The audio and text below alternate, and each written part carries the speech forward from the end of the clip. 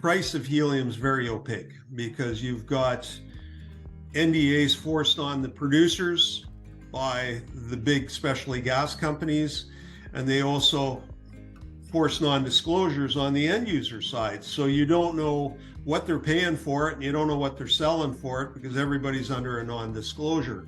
But what I can tell you is there is a critical shortage of helium globally for three reasons. Number one, the federal government decided to get out of the helium business. They had a federal helium reserve in Texas, and they instructed the Bureau of Land Management, which managed that facility, to auction it off.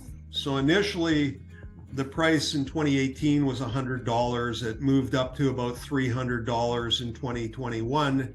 And then at the start of 2022, it jumped up to about crude price. I'll just go with crude price. So 100, 300, and now it's about 500. Partly because they have successfully auctioned off the federal helium reserve. They sold off a very large 70-year-old processing facility that had maintenance issues.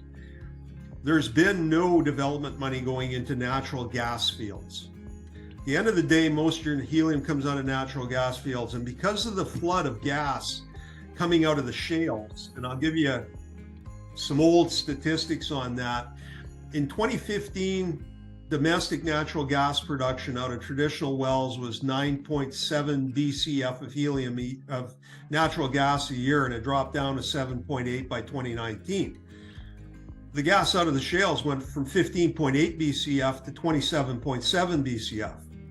So natural gas was $2-3. You do not develop a natural gas field with $2 or $3 gas.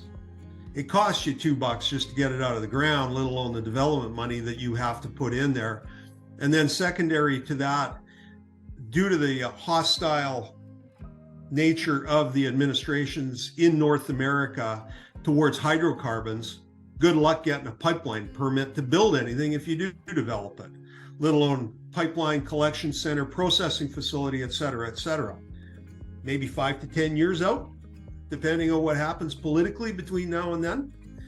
And finally, in Russia, in February, they'd been working on a very large natural gas complex called the Amur complex. And they turned it on in February before the Ukrainian crisis. It caught fire and blew up. Well, that was supposed to produce 25% of the global demand for helium, leaving us with a shortfall of about 18% globally right now, and hence the price is moving up. The specialty gas suppliers have declared force majeure on the end users. You're lucky to get 60% of your contracted deliveries.